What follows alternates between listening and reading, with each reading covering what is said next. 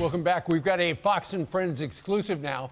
That seventh grader is suing his school after they tried to force him to remove his shirt that said simply, there are only two genders. School had a problem with that.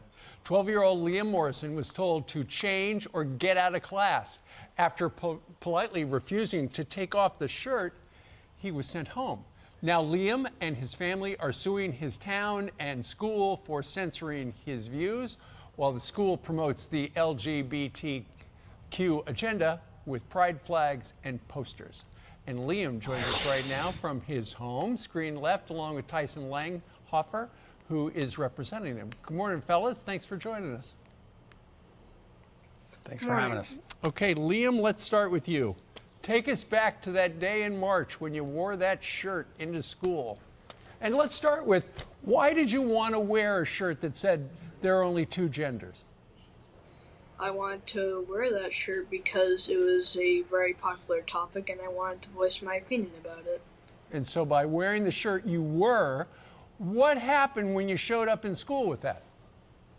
When I first arrived, I was met by a lot of people commemorating me and being happy and agreeing with me for wearing the shirt. Okay, and at some point, a teacher must have had an objection, or because the principal eventually came up to you, and what did they tell you? Well, they told me that a lot of people were being upset by my shirt and that they wanted me to take it off. I understand that. So did you discuss with them? Look, it says there are only two genders. There are only two genders. There are a number of gender identities now, but there are only two genders. Yeah, I did have a bit of a discussion with them about it after they told me to take it off. Right. But you were going to stand up for your right to make, your First Amendment rights, so you didn't take it off. They sent you home. And then a couple weeks later, you wore another shirt to school. Tell us about that one. Yeah, so it was that same there are two gender shirt, except the only two part was covered in a white piece of duct tape that said censored on it, which was more or less a symbolism for how they were censoring me. Right. And is that how you feel, like your school was censoring your First Amendment rights? Yeah, they completely blocked my ability or took away my ability to have a different opinion than they wanted me to have. All right. Now, Tyson, you are representing Liam and his family in this case. This is not about two T-shirts, is it? No, absolutely not. I mean, this is about a school censoring a seventh grader who just has a different viewpoint.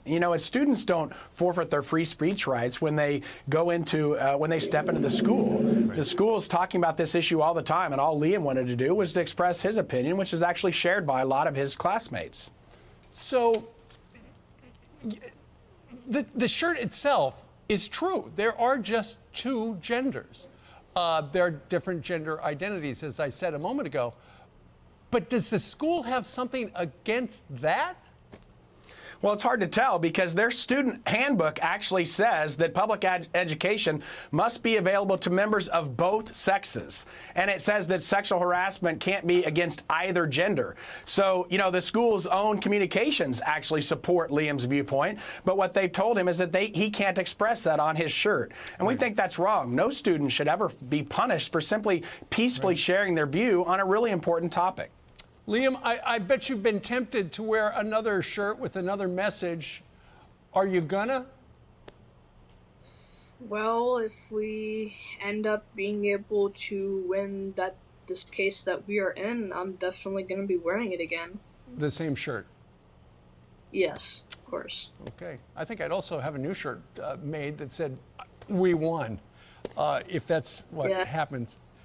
Liam, thank you very much. I know you're going to school today. Are anybody giving you trouble at school because of this? I'd say no. No one's really giving me any trouble. A lot of people are happy with what I'm doing, in fact. All right. Well, we did reach out to the Middleborough Public Schools for a statement. They did not respond. Middleborough Town Manager James McGrell said he could not comment on the pending litigation. All right, Tyson and Liam, thank you very much, both of you, for joining us and telling us what's going on in Massachusetts. Thanks, guys. I'm Steve Ducey. I'm Brian Kilmeade. And I'm Ainsley Earhart. And click here to subscribe to the Fox News YouTube page to catch our hottest interviews and most compelling analysis.